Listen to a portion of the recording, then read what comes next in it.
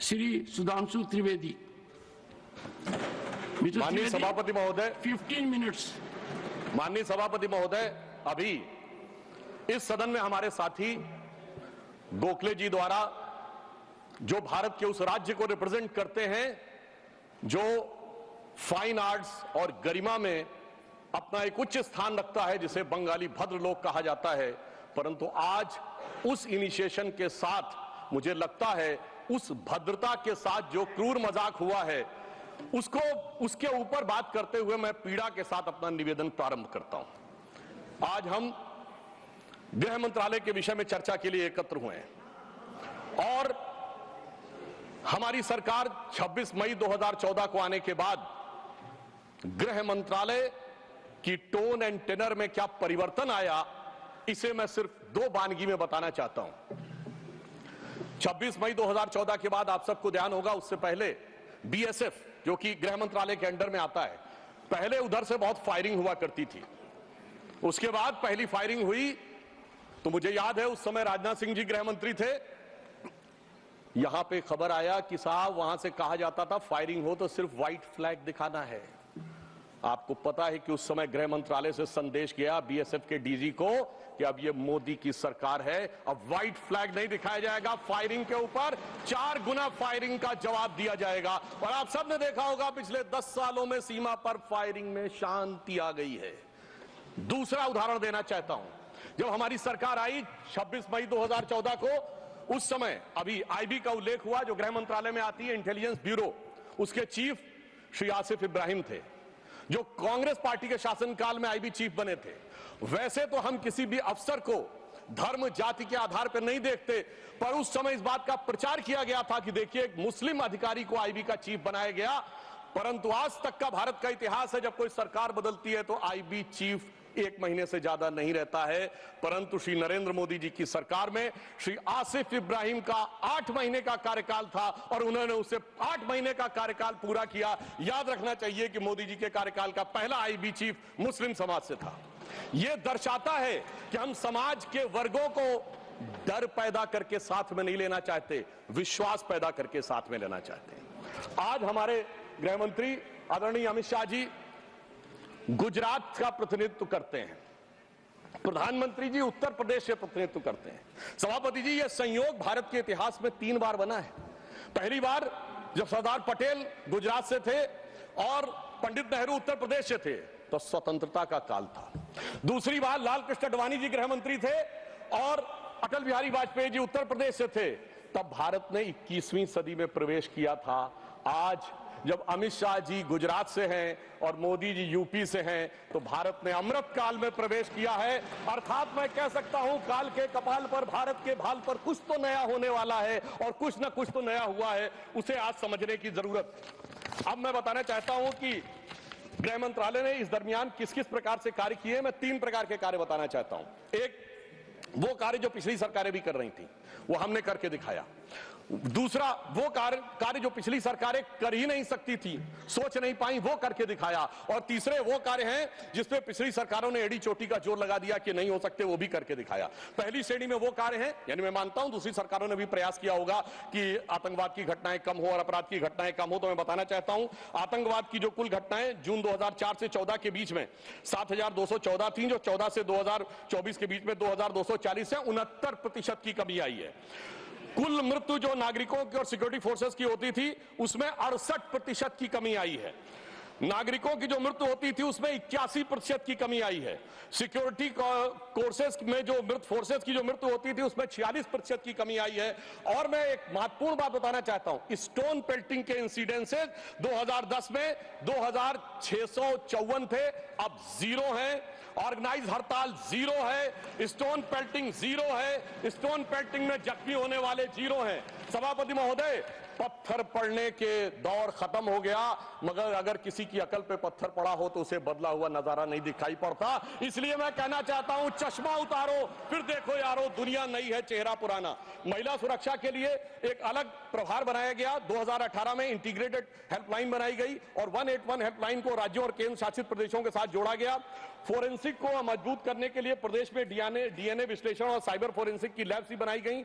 Modernisation करने के लिए 80 करोड़ की एक अलग मंजूरी दी गई। फोरेंसिक इकोसिस्टम को बेहतर बनाने के लिए 7 नई फोरेंसिक प्रयोगशालाएं बनाने की बात हुई, और जिसमें यूपी, बिहार, उड़ीसा, राजस्थान, छत्तीसगढ़, तमिलनाडु और केरल में, और इसके अतिरिक्त पुणे, गुवाहाटी, भोपाल और कोलकाता की लैब्स को और इंप्रूव करने का कार्य किया गया।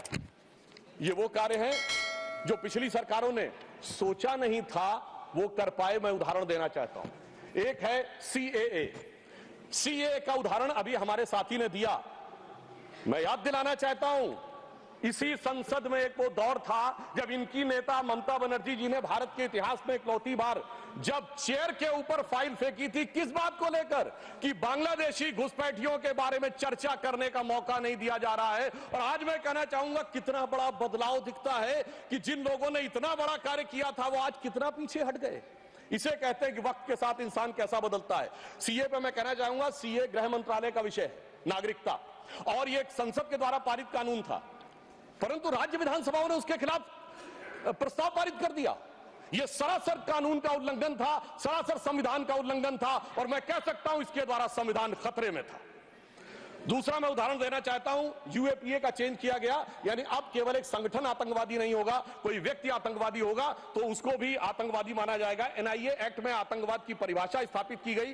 मृत्यु दंड पर यह संशोधन किया गया कि क्षमा याचना केवल संबंधित व्यक्ति ही कर पाएगा, दूसरा नहीं कर पाएगा। आपदा के लिए विशेष धनराशि की व्यवस्था की गई, और नक्सलवाद को समाप्त करने में अभूतपूर्व सफलता हमें मिली है। अभी दिसंबर के महीने में हमारे गृह मंत्री अमित शाह जी नक्सलवाद प्रभावित क्षेत्र में सीआरपीएफ के कैंप में पूरी रात गुजार कर आए हैं। जो लोग ये कहने का प्रयास करते हैं कि इसको डर और किससे वो, उससे उनको समझने का प्रयास करना चाहिए। अब वो दौर चले गए सभापति महोदय। मुझे याद है 6 अप्रैल 2010 को दंतेवाड़ा में 76 सीआरपीएफ के जवान शहीद हो गए थे, और उसके बाद ऐसे समाचार आते थे कि देश के कुछ विश्वविद्यालयों में शहीद जवानों के प्रति नहीं, नक्सलवादियों के समर्थन में कार्यक्रम हो रहे थे। वो दौर अब समाप्त हो गया। अब तीसरी श्रेणी में बताना चाहता हूं, वो काम आते हैं, किए हैं गृह मंत्रालय ने, जो पिछली सरकारें कहती रही कि ये नहीं हो सकता, नहीं हो सकता, वो करके दिखाया। धारा 35A, धारा 370।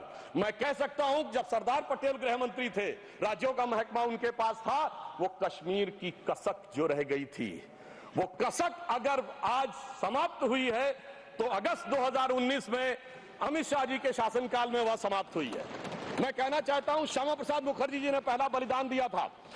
रावी के तट पर 26 जनवरी 1930 को कांग्रेस के लाहौर अधिवेशन में स्वराज्य की शपथ ली गई थी, पर वो शपथ अधूरी रह गई थी।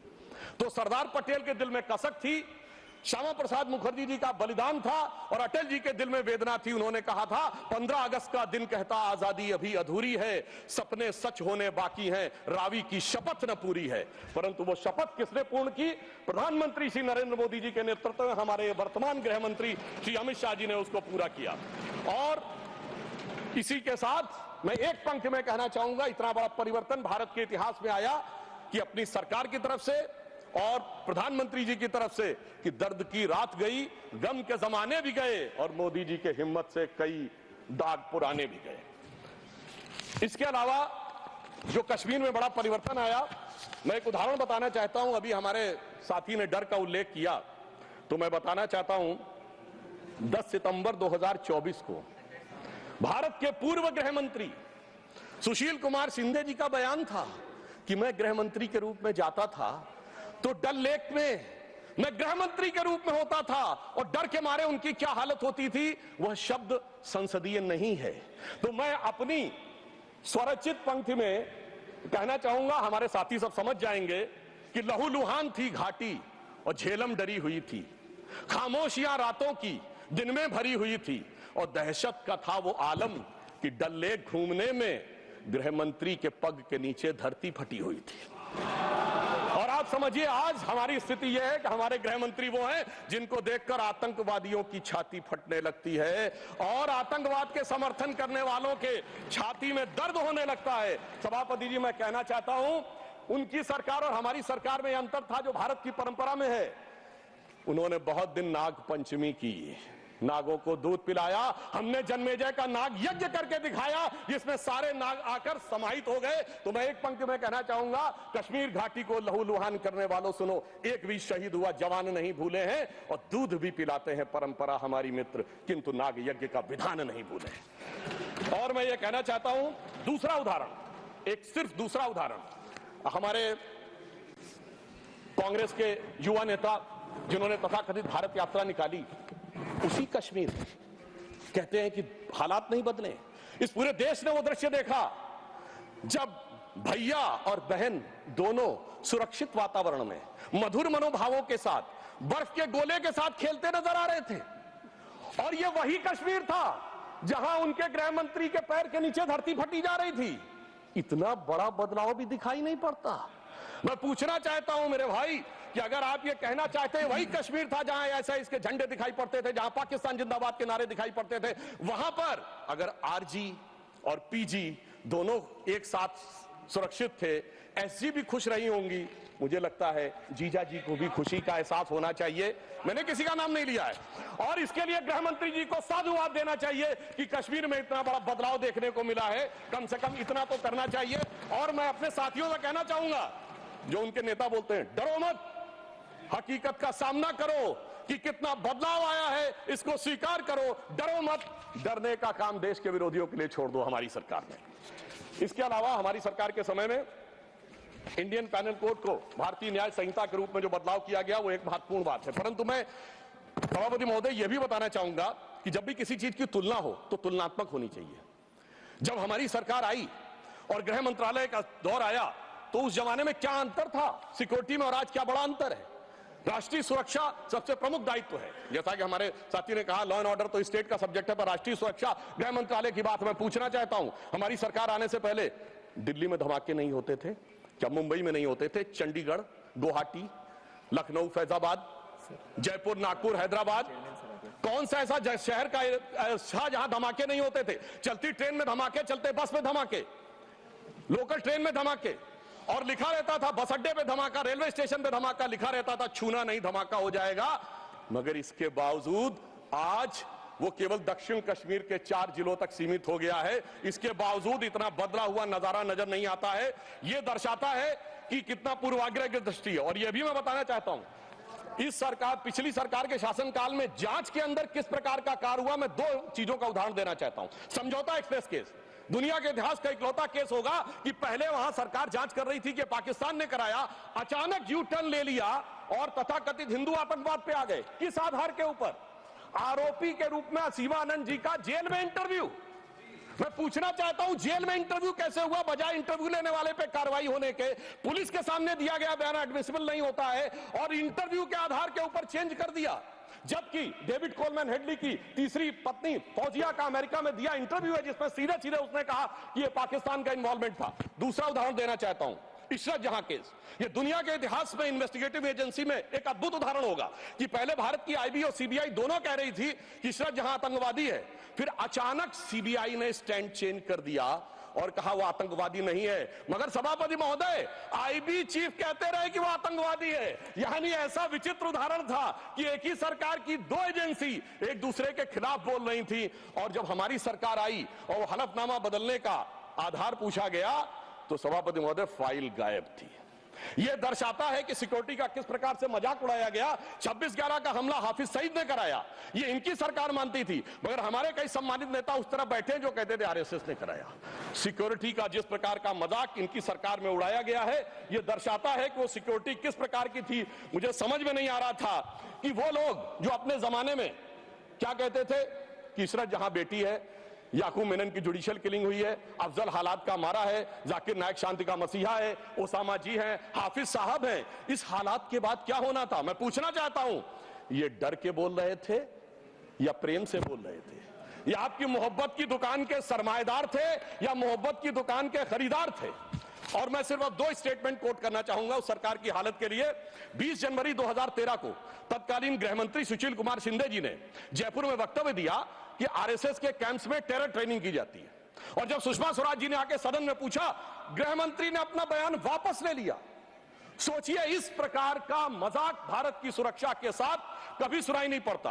और 14 जुलाई 2011 को कांग्रेस के एक चिर युवा नेता, जो चिर क्रोधित और चिर आक्रोशित रहते हैं, उन्होंने एक वक्तव्य दिया था, but terrorism is something that is impossible to stop all the time.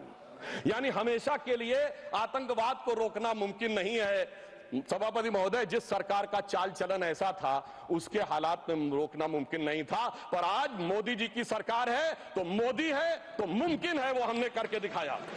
मैं दूसरा बताना चाहता हूं उदाहरण। एक दौर था जिस जमाने में 26/11 हमले के बाद से पहले 2007 में आंतरिक सुरक्षा के लिए नीति क्या थी? हवाना में जाके यह कहा कि पाकिस्तान आतंकवाद से पीड़ित देश है। यह भारत सरकार का ऑफिशियल स्टेटमेंट था।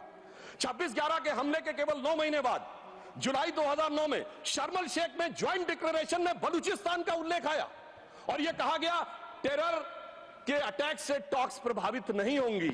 मगर सभापति महोदय, जो हमारी सरकार आई तो हमने कहा टेरर के साथ टॉक्स नहीं होंगी। और जब से मोदी जी की सरकार आई है, हमने इस बात को बिल्कुल साफ साफ कर दिया है। और इसीलिए पिछले 11 साल ऐसे हैं जब कोई औपचारिक द्विपक्षीय वार्ता नहीं हुई। सभापति महोदय, क्योंकि जब से हमारे गृह मंत्री जी आए हैं, हालात में जानते क्या बदलाव आया है?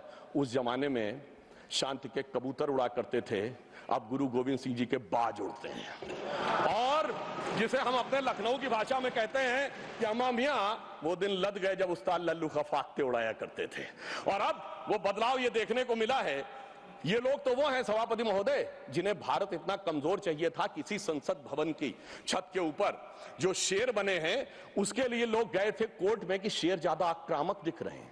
यानी इन्हें शेर बिल्ली जैसे चाहिए थे, बिल्ली जैसे नहीं, भीगी बिल्ली जैसे चाहिए थे। परंतु शायद ये भूल गए कि हमारे प्रधानमंत्री जी और गृह मंत्री जी गुरु गोविंद सिंह जी से भी प्रेरणा लेते हैं, शिवाजी महाराज से भी प्रेरणा लेते हैं, महाराणा प्रताप से भी प्रेरणा लेते हैं। और उनकी तरफ से हमारी नीति के लिए कहना चाहूंगा कि मन में है धैर्य और तन में प्रचंड शौर्य, बन चंद्रगुप्त मौर्य प्रलय मचाएंगे। और महाराणा और शिवा की संतति कहाते हम शीश कट जाए भले झुकने ना पाएंगे। और बार बार छेड़िए ना भारत स्वाभिमान को, अन्यथा बाद में बहुत पछताएंगे। सौगंध मां भवानी की उठेगी ललकार, जब आपके घरों पे चील कौवे मंडराएंगे। और ये आपने देखा, ये बालाकोट में भी दिखा, ये सर्जिकल स्ट्राइक में भी दिखा। और तब हमारे विरोधी क्या कहते थे? आदमी मरे थे कि कौवे मरे थे, पेड़ गिरी थी कि बिल्डिंग गिरी थी। इस प्रकार के मजाकिया बात करने वाले लोगों को मैं बताना चाहता हूं कि भारत की व्यवस्था, अभी एक विषय का उल्लेख आया हमारे साथी ने, मैं एक बात पूछना चाहता हूं। वोटर डुप्लीकेशन की बात हमारे विरोधी उठाते हैं। मैं कहना चाहता हूं, अगर वोटर डुप्लीकेशन की बात करना चाहते हो तो पहले सिटीजनशिप डुप्लीकेशन तो क्लियर कर लीजिए। क्यों नहीं एनआरसी के लिए हाँ बोल देते हैं, उसके बाद ये मुद्दा ही खत्म हो जाएगा। भाई, जब आप कह रहे हैं कि वोटर्स को लेकर आपके मन में संदेह है तो एक बार एनआरसी करवा दीजिए, दूध का दूध पानी का पानी। मगर सभापति महोदय, एनआरसी क्यों नहीं करानी है? उसका कारण यह है कि पिछले चुनाव में सबसे बड़ी जीत कहां पे हुई है? असम की धुबरी सीट पे कांग्रेस के नेता रकीबुल हसन 10,25,000 से जीते हैं। और असम के जो हमारे साथी यहां बैठे होंगे, धुबरी को मिनी बांग्लादेश कहा जाता है। तो इसलिए एनआरसी नहीं करानी है, मगर डुप्लीकेशन का मुद्दा उठाना है। मैं पूछना चाहता हूं जो लोग इस विषय को उठाना चाहते हैं। सर, मैंने तो बोला ही नहीं, मैंने तो सिर्फ ये तारीफ की वो जीते हैं। I have just put up the facts and nothing personal. I have said he has got the biggest. Sir, हमने तो सिर्फ एक डाटा बताया है। सुधांशु जी, टेक योर सीट।